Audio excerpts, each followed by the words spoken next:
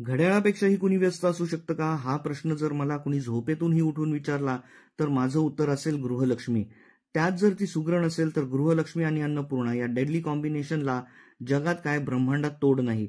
मग उसंत हा शब्द तिच्या शब्दकोशात खोडलेला सापडेल. शनिवार रविवार सुट्टीचे दिवस उशिरापर्यंत झोप काढायचे. पण हे काय, आमच्या गृहलक्ष्मीचा भर उन्हात परसबागेत काहीतरी खटाटोप चालू झालेला आहे. अरे आज आमचा उपवासाचे वाळवण टाकण्याचा कार्यक्रम ठरलेला. परंतु मंडळी सकाळीच लवकर उठून स्वतःच तयारीला लागल्या सुद्धा. भारतात या सगळ्या गोष्टी करताना कुणीतरी मदतीला येतेच बाईच्या. पण अमेरिकेत पहिल्यांदाच हा प्रयोग चाललाय बायकोचा, आणि तो सुद्धा ॲक्ला चालो पद्धतीने. त्याबद्दल तिला बेस्ट ऑफ लक. आणि बटाटा चकल्या उरकल्याही, ते पण ट्रॅडिशनल पितळी सोऱ्याने. आणि आता पाळी आहे साबुदाणा पापडीची. चकली को थोडा राउंड घुमा के, अन्ना के जैसा चष्मा लगा के, all the chakli fans don't miss the chance. आता या वाळवणाला 2-3 उन्हे द्यावी लागतील, तेव्हा ते छान हरकतील. मी मदत देऊ केलेली, पण तिने मला उशिरापर्यंत झोपू दिले, त्याबद्दल स्मिताचे खूप खूप धन्यवाद. नवरे ही सर्वात पलटू जमात. या बायकांनीच पसरवलेल्या गैरसमजाची सार्थ लाज बाळगत पापड चकल्या पलटायला तरी मी मदत केली.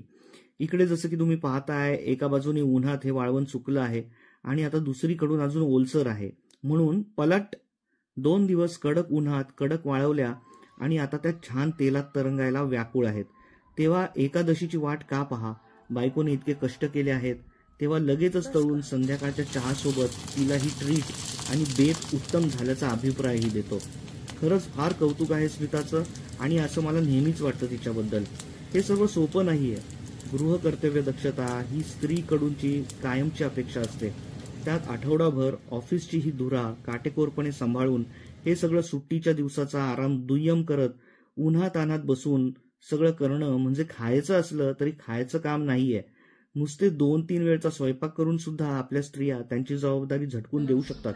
पण आउट ऑफ वे जाऊन भर उन्हातान्हात बसून वाळवणे, फराळ, लोणची वगैरे करणं, कुटुंबाचे चोचले, लाड पुरवणं, आपण या सर्व गोष्टींसाठी आपल्या स्त्रियांना गृहीत धरतो आणि बऱ्याच अशा कार्यांचे, असं म्हणण्यापेक्षा त्यांच्या निस्वार्थ भावनांचे, त्यांच्या परिश्रमांचे श्रेय त्यांना देत नाही.